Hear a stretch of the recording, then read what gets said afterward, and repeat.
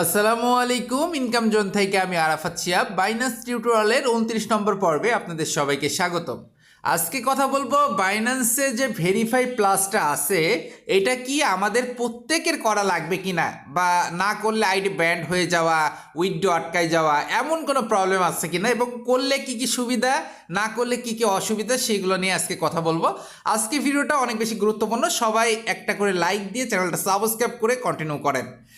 তো ভেরিফাই প্লাসটা আপনারা অনেকেই জানেন, অনেকের মনের ভিতরে সন্দেহ হয় যে ভাই আমি তো ভেরিফাই করেছি, ভেরিফাই প্লাসটা কিন্তু আমি করতে পারি নাই, সেক্ষেত্রে আইডিতে কোনো সমস্যা হবে কিনা। তো আগে চলেন দেখে আসি ভেরিফাই প্লাসটা কোথায় যেয়ে করে। তো ভেরিফাই প্লাসটার অপশন আনতে গেলে আপনি প্রথমে বাইন্যান্সে ঢুকেন। বাইন্যান্সে ঢোকার পরে একদম উপরে বাম সাইডের বাইন্যান্স আইকনে যান। বাইন্যান্স আইকনে যাওয়ার পরে যেখানে ভেরিফাই যেটা আছে এখানে আপনি ক্লিক করলেই আপনার কিন্তু ভেরিফাই প্লাসের ওই যে ফর্মটা আছে সেখানে নিয়ে যাবে। ওকে, তো আমরা একটু ওয়েট করি।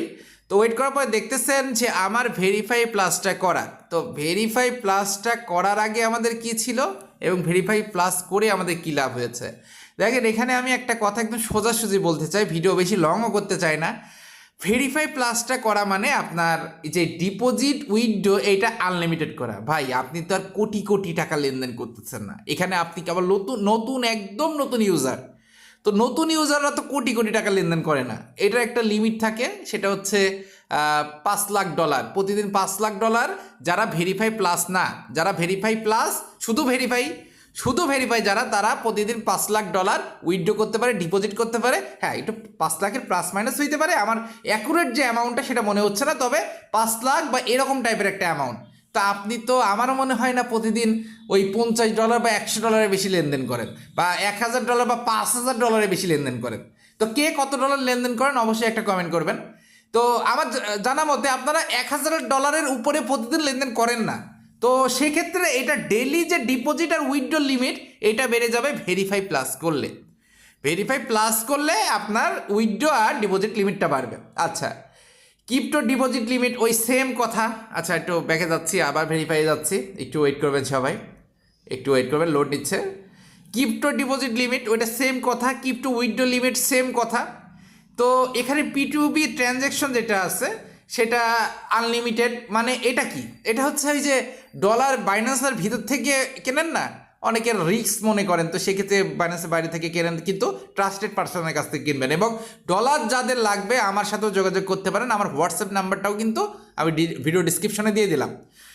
তো ওই যে P2B থেকে ট্রানজ্যাকশন যারা $500 $1000 করে তাদের জন্য ভেরিফাই প্লাস করলে কি হবে, আপনি এখানে 1 লাখ 2 লাখ 5 লাখ 10 লাখ $50 লাখ P2B ট্রানজ্যাকশন করতে পারবেন। আমার তো জানা মতে আপনি 100 200 বা $1000 বেশি P2B ট্রানজ্যাকশন করেন না, সেক্ষেত্রে আপনার ভেরিফাই প্লাস করার দরকার হবে না। ওকে, তো এখন চলে আসেন যে ভেরিফাই প্লাস করলে কোনো সমস্যা আছে কিনা। না, ভেরিফাই প্লাস করলে আপনার কোনো সমস্যা নাই।